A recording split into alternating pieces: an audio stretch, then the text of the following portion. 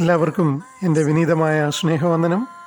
ജ്യോതിർഗമയ എന്ന ഈ ചാനലിലൂടെ എൻ്റെ ജീവിതത്തിലെ ആത്മീയവും ഭൗമികവുമായ ചില തിരിച്ചറിവുകൾ നിങ്ങളുമായി പങ്കുവയ്ക്കാമെന്നാണ് ഞാൻ ആഗ്രഹിക്കുന്നത്. ദൈവനാമം മഹത്വപ്പെടുമാറാകട്ടെ. വീണ്ടും ഒരു ചെറിയ ചിന്തയായി നിങ്ങളോടൊപ്പം ആയിരിക്കാൻ വലിയവനായ ദൈവം എനിക്ക് നൽകിയ അവസരത്തിനായിട്ട് ഞാൻ കർത്താവിനെ സ്തുതിക്കുന്നു. ഞാൻ കഴിഞ്ഞ വീഡിയോയിൽ ടിനു പാസ്റ്ററിനെതിരായിട്ടുള്ള സൈബർ ആക്രമണത്തെ പറ്റിയൊക്കെ പറഞ്ഞപ്പോൾ അനേകർ അതിന് പ്രതികരിക്കുകയുണ്ടായി. എനിക്ക് പേഴ്സണലായിട്ടും മെസ്സേജ് അയച്ചവരൊക്കെ ഉണ്ട്. ടിനു പാസ്റ്ററിനെ ന്യായീകരിക്കാൻ നോക്കിയാണ്, അദ്ദേഹം മനുഷ്യരെ ശപിക്കുന്ന പാസ്റ്ററാണ്, ദൈവമക്കളുടെ നാശം കാണാൻ ആഗ്രഹിക്കുന്നവരാണ് എന്നൊക്കെ പറഞ്ഞ് അങ്ങനെയുള്ളവരെ ന്യായീകരിക്കുന്നത് എന്താണെന്നൊക്കെ ചോദിച്ച് പരസ്യമായിട്ടും പേഴ്സണലായിട്ടും ഒക്കെ എനിക്ക് മെസ്സേജ് അയച്ചവരുണ്ട്. അപ്പോൾ എൻ്റെ ഹൃദയത്തിൽ വന്ന ഒന്ന് രണ്ട് ചെറിയ ചിന്തകൾ നിങ്ങളോടൊപ്പം ഒന്ന് പറയണമെന്ന് മാത്രമാണ് ഞാൻ ഈ വീഡിയോയിൽ ആഗ്രഹിക്കുന്നത്. ഈ മെസ്സേജ് വീണ്ടും പറയുന്നത്, ഈ തിരുപ്പാസ്റ്ററിൻ്റെ സംഭവം ഇതൊരു എക്സാമ്പിളായിട്ട് മാത്രം, ഒരു മുഖവരയ്ക്ക് വേണ്ടി മാത്രം പറഞ്ഞതാണിത്. വീണ്ടും നിങ്ങൾ പറയരുത് ഞാൻ തിരുപ്പാസ്റ്ററിനെ ന്യായീകരിക്കുവാൻ വേണ്ടി വെള്ള തേക്കാൻ വേണ്ടി ഒന്നും അല്ല ഇത് പറയുന്നത്. ആരെയും വെള്ളപൂശാൻ വേണ്ടിയല്ല ഇത് പറയുന്നത്. എനിക്കതിന് പ്രാഗൽഭ്യമോ ഒന്നുമില്ല, മറ്റുള്ളവരെ യോഗ്യന്മാരാക്കി കാണിക്കാനോ പറയാനോ എനിക്കതിൻ്റെ ആവശ്യവുമില്ല. കാരണം ഞാൻ ഈ മിനിസ്ട്രിയുമായിട്ടൊന്നും ബന്ധപ്പെട്ട് നിൽക്കുന്ന ആളുമല്ല. നിങ്ങളാരും അങ്ങനെ തെറ്റിദ്ധരിക്കല്ലേ. ഞാൻ ന്യൂട്രലായിട്ട് നിൽക്കുന്ന ഒരാളാണ്. എനിക്ക് ഒരു സഭകളോടും ഒരു വ്യക്തികളോടും ഒരു വ്യക്തിപൂജയും ഒന്നും ഉള്ള ആളല്ല. പക്ഷെങ്കിൽ നമ്മൾ പൊതുവായിട്ട് ചില കാണുന്ന സംഭവങ്ങൾ പറയുന്നു എന്ന് മാത്രമേ ഉള്ളൂ. ഇപ്പോൾ ഇതിൽ നമ്മൾ കണ്ടത്, ഈ നമ്മൾ ഉദാഹരണത്തിന് നമ്മൾ ഒരു വിശുദ്ധനായിട്ടുള്ള, അല്ലെങ്കിൽ തൻ്റെ സഭയ്ക്ക് വേണ്ടി ഡെഡിക്കേറ്റഡ് ആയിട്ട് ആത്മാർത്ഥമായിട്ട് പ്രവർത്തിക്കുന്ന ഒരു ശുശ്രൂഷകനെ പറ്റി മാത്രം റെഫറൻസ് എടുത്തുകൊണ്ട് വേണമെങ്കിൽ മാത്രമേ ഇന്നത്തെ ഞാൻ പറയുന്നത് നിങ്ങൾ കണക്കിലെടുത്താൽ മതി. അല്ലെങ്കിൽ പൗലോസിനെ പോണക്കോ പത്രോസിനെ പോണക്കോ, അല്ലെങ്കിൽ അനേക മിഷണറിമാർ തൻ്റെ ജീവനും ജീവിതവും ഒക്കെ വെടിഞ്ഞ് സഭയ്ക്ക് വേണ്ടി ശുശ്രൂഷ ചെയ്യുന്ന ശുശ്രൂഷന്മാരൊക്കെ ഈ ലോകത്തുണ്ട് ഇപ്പോഴും. അപ്പോൾ അവരെയൊക്കെ റെഫറൻസ് വെച്ചുകൊണ്ട് മാത്രമാണ് ഞാൻ ഈ പറയുന്നത്. അപ്പം അത് നിങ്ങൾ ആ രീതിയിൽ എടുക്കണമെന്ന് ഞാൻ അപേക്ഷിക്കുകയാണ്. കൊരിന്ത്യ ലേഖനത്തിൽ നമുക്ക് 2 കൊരിന്ത്യർ 11:23 മുതൽ 28 വരെ ഉള്ള വാക്യങ്ങളിൽ പൗലോസ് താൻ അഭിമുഖീകരിച്ച കഷ്ടങ്ങളും പ്രയാസങ്ങളും ഒക്കെ അവിടെ കാണുന്നുണ്ട്. കപ്പൽ ഛേദവും അടി ലഭിച്ചതും അല്ലെ കല്ലേറ് കൊണ്ട് മരിച്ചതിൻ്റെ കൂടെ കിടന്ന കാര്യങ്ങളൊക്കെ അവിടെ പ്രതിപാദിക്കുന്നുണ്ട്. അതിൻ്റെ കൂടെ പൗലോസ് പറയുന്നുണ്ട്, പൗലോസ് ഇതൊന്നും പറയാൻ വേണ്ടിയല്ല കൊരിന്ത്യർക്ക് ശരിക്കും ലേഖനം എഴുതിയത്, തൻ്റെ കഷ്ടപ്പാടൊന്നും പറയാനല്ല, അവരെ പറ്റിയുള്ള ഭാരം പറയാൻ വേണ്ടിയാണ് പൗലോസ് ഈ 2 കൊരിന്ത്യർക്കുള്ള ലേഖനം എഴുതിയിരിക്കുന്നത്.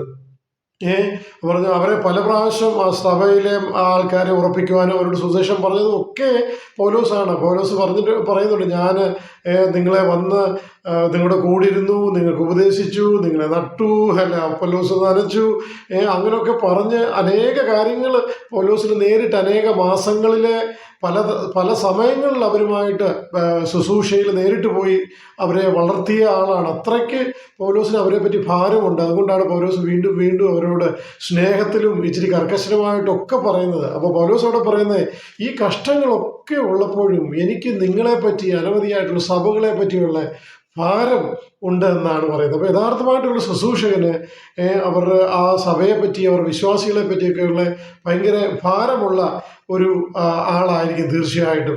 ഞാൻ ഒരിക്കൽ കോട്ടയത്തുള്ള PT തോമസ് സാറ് ഒരു പ്രസംഗത്തിൽ പറഞ്ഞത് ഞാൻ ഇപ്പോഴും ഓർക്കും, ഞാൻ എപ്പോഴും ആ സമയം ഓർക്കാറുണ്ട്. അദ്ദേഹം പറഞ്ഞു, ഒരു പാസ്റ്ററെ പറ്റി അവരുടെ അയൽവക്കക്കാർ പറഞ്ഞ ഒരു സാക്ഷ്യം, ഒരു 4-4:30 ആകുമ്പം ഈ പാസ്റ്റർ എന്നും എണ്ണീറ്റിട്ട് ഉറക്കെ പ്രാർത്ഥിക്കും. തൻ്റെ സഭയിലുള്ള എല്ലാവർക്കും വേണ്ടി പേരായിട്ട് പറഞ്ഞ് എല്ലാ പ്രഭാതത്തിലും, ആഴ്ചയിൽ ഒരിക്കലോ മാസത്തിൽ ഒരിക്കലോ ഒന്നല്ല, എല്ലാ പ്രഭാതത്തിലും തൻ്റെ സഭയിലുള്ള പ്രിയപ്പെട്ടവർക്ക് വേണ്ടി ഉറക്കെ പ്രാർത്ഥിക്കുന്നത് അയൽവക്കക്കാർക്കൊക്കെ അവർ സഭയിലല്ലാത്ത ആൾക്കാർ പറഞ്ഞ സാക്ഷ്യമാണ്. അപ്പോൾ അങ്ങനെയുള്ള ശുശ്രൂഷകന്മാർ അനവധിയായിട്ടുണ്ട്. തങ്ങളുടെ സഭയിലെ ഓരോ വ്യക്തികളെ പോലും അറിയാവുന്ന ശുശ്രൂഷകന്മാർ അവർക്ക് വേണ്ടി പ്രാർത്ഥിക്കുന്നവരും ഉണ്ട്. അതുപോലൊക്കെ നമുക്കറിയാം, ഒരു ശുശ്രൂഷകൻ ഒരു സ്ഥലത്ത് പോയി ചിലപ്പോൾ 1-2 പേരുമായിട്ടൊക്കെയാണ് പല സഭകളും തുടങ്ങുന്നത്. അനേക വർഷത്തിലെ പ്രവർത്തന ഫലമായിട്ടായിരിക്കും ചിലപ്പോൾ അവർക്ക് 30, 60, 100 ആൾക്കാരൊക്കെ അവരുടെ സഭയിൽ വരുന്നത്. അപ്പോൾ ഈ വർഷങ്ങളിലെ അവരുമായിട്ടുള്ള കൂട്ടായ്മ വെച്ച് നോക്കുന്നുണ്ടെങ്കിൽ ഓരോ വ്യക്തികളുടെയും ആത്മീയമായിട്ടുള്ള അവരെ ഒരു ശിശു എന്നുള്ള ആത്മീയ രീതിയിൽ വചനം പറഞ്ഞ് അവരെ രക്ഷയിലേക്ക് കൊണ്ടുവരുവാൻ തൊക്കെ അവരുടെ ജീവിതത്തിൽ ആ പ്രകാശമൊക്കെ നൽകി, പിന്നെ വചനം പഠിപ്പിച്ച് അവരെ ഉറപ്പിച്ച് അങ്ങനെ അനേക വർഷങ്ങളിലെ അധ്വാനവും അതോടൊപ്പം തന്നെ അവരുടെ എല്ലാ ഭൗമിക വിഷയങ്ങളിലും അവരോട് ചേർന്ന് അവരുടെ തോളിനോട് തോൾ നിൽക്കുന്നതാണ് ഒരു ശുശ്രൂഷകൻ ഒരു സ്ഥലത്ത് നിന്ന് പ്രവർത്തിക്കുമ്പോൾ.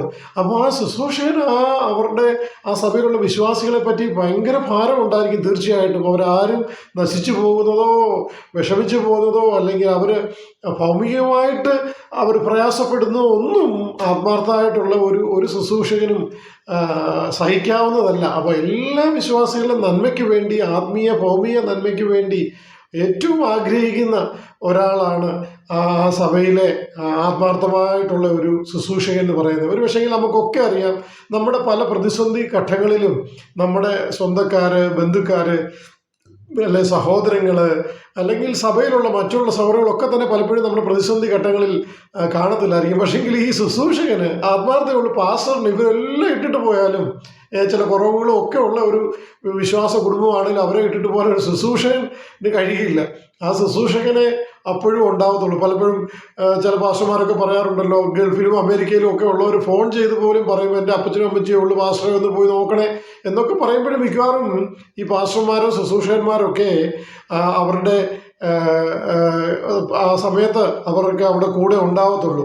എന്നാൽ കുറേ നാളുകൾ കഴിയുമ്പോൾ എല്ലാവർക്കും നമ്മളീ പറഞ്ഞ ആദ്യം പ്രയാസങ്ങളും പ്രതികൂലങ്ങളിലും ഒക്കെ വന്നവരൊക്കെ ചിലപ്പം മക്കളൊക്കെ വിദ്യാഭ്യാസമായി പഠിച്ചു, നല്ല ബോധ്യം ലഭിച്ചു, നല്ല ജോലി ലഭിച്ചു, ചിലപ്പം വിദേശ രാജ്യങ്ങളിലൊക്കെ പോയി പണവും പ്രതാപവും ഒക്കെ ആവുന്നുണ്ടേ പലരും ഈ പഴയ കാര്യങ്ങളൊക്കെ മറന്നിട്ട് പിന്നെ തങ്ങളെ ആത്മീയമായിട്ടൊക്കെ വളർത്തിയ കൂടെ നിന്ന പ്രയാസങ്ങളിൽ കൂടെ ഇരുന്ന് പ്രാർത്ഥിച്ച കരഞ്ഞ ഈ പാസ്റ്ററിനെയൊക്കെ മറക്കും.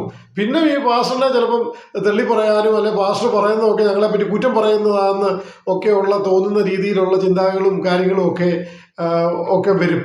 പിന്നെ ഈ ദൈവദാസന്മാർ ചിലപ്പോൾ മിക്കവാറുള്ള ദൈവദാസന്മാർ അവർ ഈ കാര്യങ്ങൾക്കൊന്നും പെട്ടെന്ന് അങ്ങനെ മറുപടി പറയാറില്ല. ശരിക്കും അവരതൊക്കെ അങ്ങ് വിട്ടുകളയുകയാണ് ചെയ്യുന്നത്. എന്നാൽ ചില കാര്യങ്ങൾ, ചിലതിനെ പൊതുവായിട്ട് സഭയെ ബാധിക്കുന്ന കാര്യങ്ങൾ, മറ്റുള്ള ദൈവവിശ്വാസികളെ ബാധിക്കുന്ന കാര്യങ്ങൾക്കൊക്കെ ചിലപ്പം അവർ പറയുവാൻ, അതിനൊരു എക്സ്പ്ലനേഷനൊക്കെ മറ്റുള്ളവരോട് പറയാൻ ചിലപ്പോൾ അവർ ബാധ്യസ്ഥരാകും. അവർ ഉത്തരവാദിത്വം ആ രീതിയിലും ഉണ്ട്. മറ്റുള്ളവരെ തെറ്റായിട്ടുള്ള ചിന്താഗതികളൊക്കെ മറ്റുള്ള സഭാവിശ്വാസികളെ ബാധിക്കാൻ പാടില്ലല്ലോ. അപ്പോൾ അതിന് നിർബന്ധിതരായിട്ട് ചിലരൊക്കെ പറയാറുണ്ട്. പക്ഷെ അത് പറയുന്നുണ്ടെങ്കിൽ അതിനെ എതിർക്ക് നിൽക്കുന്നവർക്കൊക്കെ വേദന ഉണ്ടാവും, അല്ലെങ്കിൽ അവർക്ക് ദേഷ്യം വരും. അതൊക്കെ സ്വാഭാവികമാണ്. പക്ഷേങ്കിൽ സഭയുടെ പൊതുനന്മയ്ക്കായിട്ട് ചില കാര്യങ്ങൾ പറയേണ്ടതായിട്ട് വരാറുമുണ്ട്.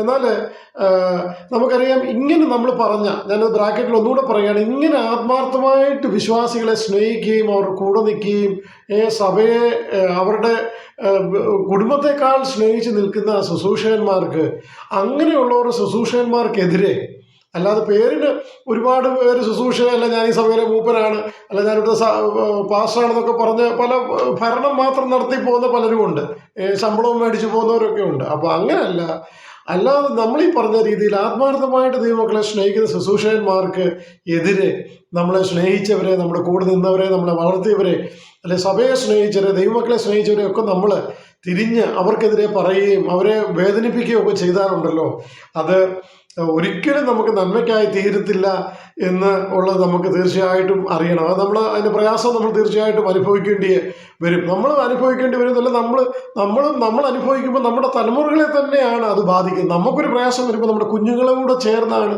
ആ പ്രയാസം നമ്മൾ അനുഭവിക്കേണ്ടി വരും. അതായത് നമുക്ക് ഒറ്റ വാക്കിൽ പറഞ്ഞാൽ നമ്മുടെ തലമുറയുടെ കൂടെ അതിൻ്റെ ആ പ്രയാസത്തിൻ്റെ ഭാഗമായി പോകുന്നു. അല്ലാതെ നമ്മുടെ വെറും പ്രോസ്പിരിറ്റി മാത്രം നഷ്ടപ്പെട്ടു പോകും എന്നുള്ളതല്ല കേട്ടോ. അതിനൊക്കെ അപ്പുറമായിരിക്കും ചിലപ്പോൾ നമ്മൾ ഈ ശുശ്രൂഷകന്മാർക്കും അല്ലെ മിനിസ്ട്രിക്കും ഒക്കെ ചെയ്യുന്ന ഓരോ കാര്യങ്ങളും. അപ്പോൾ നമ്മൾ വളരെ ശ്രദ്ധിക്കണം. ഞാനിപ്പോൾ പല മെസ്സേജുകളും ഇത് പറഞ്ഞു, മിനിസ്ട്രിക്കെതിരെയും ശുശ്രൂഷകന്മാർക്കൊക്കെ എതിരെയും നമ്മൾ സംസാരിക്കുമ്പോൾ വളരെ ശ്രദ്ധയോടെ സംസാരിക്കാനും പ്രവർത്തിക്കാനും ഒക്കെ വലിയവനായ ദൈവം നമുക്ക് വലിയ ജ്ഞാനം നൽകട്ടെ എന്ന് ഞാൻ ആഗ്രഹിക്കുകയും പ്രാർത്ഥിക്കുകയും ചെയ്യാം. നമുക്കറിയാം, റോമർ 12:9 ഞാൻ പല മെസ്സേജിലും പറഞ്ഞതാണ്. കർത്താവ് പറയുന്നത് എന്താ?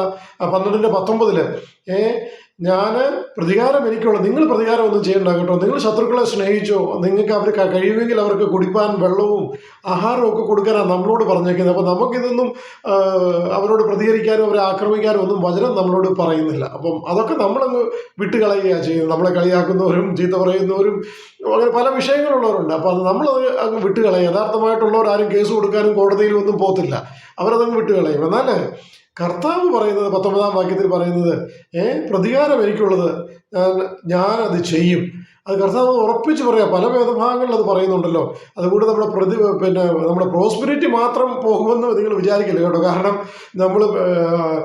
നിങ്ങൾ പ്രോസ്പെരിറ്റി ഇല്ലാതാകുമെന്ന് പറഞ്ഞെന്നാ, പ്രോസ്പെരിറ്റി ഇല്ലാതായ പോട്ടെ, അതിലൊക്കെ നിൽക്കത്തില്ല ചില കാര്യങ്ങൾ കേട്ടോ. അതിനൊക്കെ അപ്പുറമായി പോവും. ഇങ്ങനൊന്നും ഇത്ര കടുപ്പത്തിൽ ഇത് പറയണമെന്ന് ഞാൻ വിചാരിച്ചില്ല. എന്നാൽ ചില ആൾക്കാർ പ്രോസ്പെരിറ്റി നിന്ന് പോകുമെന്നും പറഞ്ഞ് ശപിച്ചല്ലോ എന്നൊക്കെ പറഞ്ഞതുകൊണ്ട് ഞാനിത് പറയുക കേട്ടോ. ഇതാരും ഒരു പാസ്റ്റർമാർക്കും അല്ല എനിക്കും ഇതൊന്നും പറയാൻ ആഗ്രഹമില്ല, നമുക്കിത് കേൾക്കാനും താല്പര്യമില്ല. പക്ഷെ ഇതാണ് സത്യം. അപ്പം നിങ്ങൾ പ്രോസ്പെരിറ്റി നിന്ന് പോകുമെന്ന് വിചാരിച്ച് നിങ്ങൾ വിഷമിക്കേണ്ട കേട്ടോ. നമ്മൾ ഇതുപോലൊക്കെ ഉള്ള തെറ്റായിട്ടുള്ള ചിന്താഗതിയും അല്ലെങ്കിൽ ആ രീതിയിലൊക്കെ നമ്മുടെ പ്രവർത്തനങ്ങൾ ഉണ്ടെങ്കിലുണ്ടോ, നമ്മൾ അതിലൊക്കെ അപ്പുറം ചിലപ്പോൾ നമ്മുടെ മക്കളും പ്രയാസം അനുഭവിക്കേണ്ടതായിട്ട് വരും. ഞാൻ കഴിഞ്ഞ മെസ്സേജിൽ പറഞ്ഞതിനോട് ചിലപ്പോൾ നമ്മൾ വിചാരിക്കുന്നതൊന്നും ഞാൻ ചെയ്തിട്ടും അനുഭവിക്കുന്നില്ലല്ലോ, എനിക്കൊന്നും സംഭവിക്കുന്നില്ലല്ലോ നമ്മൾ വിചാരിക്കുന്നുണ്ടെങ്കിൽ അതിൻ്റെ കാരണം നമ്മൾ യഥാർത്ഥമായിട്ടുള്ള ശുശ്രൂഷന്മാരോടല്ല നേരിട്ടിട്ടുള്ളത്. അതുകൊണ്ടാണ് കേട്ടോ. അതുകൊണ്ടാണ് നമ്മൾ ഒരിക്കൽ പോയി യഥാർത്ഥമായിട്ട് ശുശ്രൂഷ ചെയ്യുന്നവനെ അറ്റാക്ക് ചെയ്യുമ്പം തീർച്ചയായിട്ടും കർത്താവിനെ പറ്റി എന്താ പറയുന്നത്, സംഖ്യാപുസ്തകം 23:19 പറയുന്നുണ്ടല്ലോ, തീത്തോസിന്റെ 1:2, ഹെബ്രായർ 6:6 പറയുന്നുണ്ട്, ദൈവത്തിന് ഭോഷ്ക് പറയാൻ കഴിയില്ല, ദൈവത്തിന് കള്ളം പറയാൻ കഴിയുകയില്ല. അതുകൊണ്ട് ദൈവം പറഞ്ഞാൽ ഞാൻ പ്രതികാരം ചെയ്യുമെന്ന് പറഞ്ഞാൽ നമ്മൾ പ്രതികാരത്തിന്റെ ആ രീതിയിൽ പറയുമല്ല, എന്നാൽ ഒരു വാണിംഗ് ആയിട്ട് ഞാനങ്ങ് പറയുക. ആർക്കെങ്കിലും ഇത് അറിയാത്തില്ലെങ്കിൽ, എല്ലാവർക്കും അറിയാമെന്ന് ഞാൻ വിചാരിക്കുന്നത്, അറിയത്തില്ലെങ്കിൽ കർത്താവ് അത് എണ്ണി വെക്കും, എഴുതി വെക്കും, അതിന് സംശയമില്ല. നമ്മളിങ്ങനെ കാണിക്കുന്ന ഈ തെറ്റായിട്ടുള്ള പ്രവണതകളും ഒക്കെ നമ്മുടെ വാക്കിനാൽ തന്നെ, മത്തായിയുടെ സുവിശേഷത്തിൽ 12 നമ്മൾ കാണുന്നതുകൊണ്ട് നമ്മുടെ വാക്കിനാൽ തന്നെ നമ്മൾ കുറ്റം വിധിച്ച് നമ്മൾ പ്രയാസത്തിലാവും കേട്ടോ. അതുകൊണ്ട് വളരെ നമ്മൾ ശ്രദ്ധിക്കണം.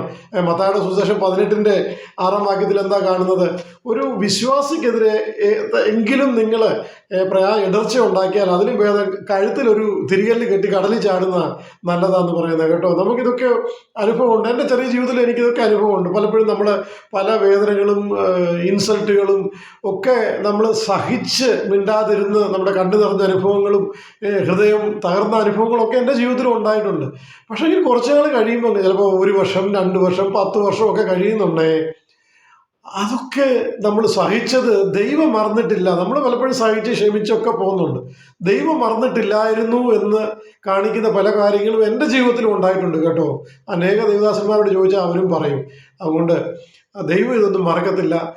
അതിലും ഭേദം ദൈവത്തിൻ്റെ മുമ്പിൽ പോയി പെടുന്നതിലും ഭേദം നിങ്ങൾ കല്ലും കെട്ടി കടലിൽ ചാടിക്കുമെന്നാണ് കർത്താവായ യേശുക്രിസ്തു മത്തായിയുടെ സുവിശേഷത്തിൽ പറഞ്ഞതായിട്ട് പറഞ്ഞിരിക്കുന്നത്. അതുകൊണ്ട് നമ്മൾ ഇങ്ങനെയുള്ള വിഷയങ്ങൾക്കൊക്കെ ഇടർച്ച വരാതെ ഇരിക്കാൻ തക്കവണ്ണം നമുക്ക് ശ്രമിക്കാം. അതുകൊണ്ട് യെശയ്യാവിൻ്റെ പ്രവചനത്തിൽ എന്താ പറയുന്നത്, 43:4 വാക്യത്തിൽ എന്താ പറയുക, നീ എനിക്ക് വിലയേറിയനും മാന്യനുമായി ഞാൻ നിന്നെ സ്നേഹിച്ചിരിക്കുകയാണ്. നമ്മളെ വിലയേറിയവനും മാന്യനുമായിട്ട് കർത്താവ് സ്നേഹിച്ചിരിക്കുക. ഞാൻ നിനക്ക് പകരം മനുഷ്യരെയും നിന്റെ ജീവന് പകരം ജാതികളെയും കൊടുക്കും. അത്രയ്ക്ക് അപ്പുറമാണ് കർത്താവിനെ സ്നേഹിക്കുന്നവരെ കരുതുന്നത് കേട്ടോ. നമ്മൾ ദൈവമക്കളൊക്കെ പലപ്പോഴും പല പ്രയാസങ്ങളും കഷ്ടങ്ങളിലും ഒക്കെ കടന്നു പോകും. ഒത്തിരി പീഡനങ്ങളിലൂടെ ഒക്കെ കടന്നു പോയവരൊക്കെ ഉണ്ട്, നമുക്കറിയാം. ജീവൻ നൽകിയവരൊക്കെ ഉണ്ട്. പക്ഷേ കർത്താവ് അത് അവർക്കൊക്കെ അനുഭവിക്കാനുള്ള കൃപയും ശക്തിയൊക്കെ കൊടുത്തിട്ടാണ് കർത്താവ് അവരെ ഇയ്യോബിനെ നടത്തിയതിലൂടെയൊക്കെ നടത്തുന്ന. ഒരുപക്ഷെ ഒക്കെ അതിന് പിന്നിലുള്ള കാര്യങ്ങളൊന്നും നമുക്കറിയത്തില്ല. എങ്കിലും കർത്താവ് അതെല്ലാം എഴുതി വെച്ചേക്കുക കേട്ടോ. അതൊന്നും വിട്ട് കളത്തില്ല. നിന്റെ ജീവന് പകരം ജാതികളെയും ഒക്കെ നേഷൻസിനെ തന്നെ, രാജ്യങ്ങളോട് തന്നെ ചോദിക്കുന്ന അവസ്ഥയാണ് കേട്ടോ. അത്രയ്ക്ക് കടുപ്പത്തിലായിരിക്കും കർത്താവിൻ്റെ ഇടപാടുകൾ. അതുകൊണ്ട് വളരെ ശ്രദ്ധയോടെ നമ്മുടെ പ്രോസ്പെരിറ്റിയെ പറ്റി ഒന്ന് നിങ്ങൾ ഓർത്ത് പ്രയാസപ്പെടേണ്ട കേട്ടോ. പ്രോസ്പെരിറ്റി പോകുമെന്ന് പറഞ്ഞെങ്കിൽ അതൊരു ചെറിയ കാര്യമാണ്, പ്രോസ്പെരിറ്റി പോകുമെന്ന് പറഞ്ഞെങ്കിൽ. അതുകൊണ്ട് അതിനപ്പുറമായിട്ടുള്ള കാര്യങ്ങൾ ചിലപ്പം നമ്മൾ അനുഭവിക്കേണ്ടതായിട്ട് വരും. വളരെ ശ്രദ്ധയോടെ നമ്മുടെ ആത്മീയ ജീവിതം മുമ്പോട്ട് കൊണ്ടുപോകാൻ തക്കോടെ വലിയവനായ ദൈവം നമ്മളെ ഓരോരുത്തരെയും സഹായിക്കട്ടെ എന്ന് ഞാൻ ആത്മാർത്ഥമായി പ്രാർത്ഥിച്ചുകൊണ്ട് ആഗ്രഹിച്ചുകൊണ്ട് എൻ്റെ വാക്കുകൾ നിർത്താൻ ആഗ്രഹിക്കുന്നു. വിമർശിക്കുന്നവർക്കും അനുകൂലിച്ച് പറയുന്നവർക്കും ഷെയർ ചെയ്യുന്നവർക്കും ഒക്കെ നന്ദി പറഞ്ഞുകൊണ്ട് എൻ്റെ വാക്കുകൾ അവസാനിപ്പിക്കുന്നു. ദൈവത്തിൻ്റെ വലിയൊരു നാമം വാഴ്ത്തപ്പെടുമാറാകട്ടെ. വലിയവനായ ദൈവം നിങ്ങളെ ഓരോരുത്തരെയും നല്ല ആത്മീയ വെളിച്ചം നൽകി, എൻലൈറ്റൻമെൻറ്റ് നൽകി നിങ്ങളെയും നിങ്ങളുടെ കുടുംബങ്ങളെ അനുഗ്രഹിക്കട്ടെ എന്നുള്ള ആഗ്രഹത്തോടും പ്രാർത്ഥനയോടും കൂടി എൻ്റെ വാക്കുകൾ നിർത്തുന്നു. ദൈവത്തിൻ്റെ വലിയൊരു നാമം വാഴ്ത്തപ്പെടുമാറാകട്ടെ.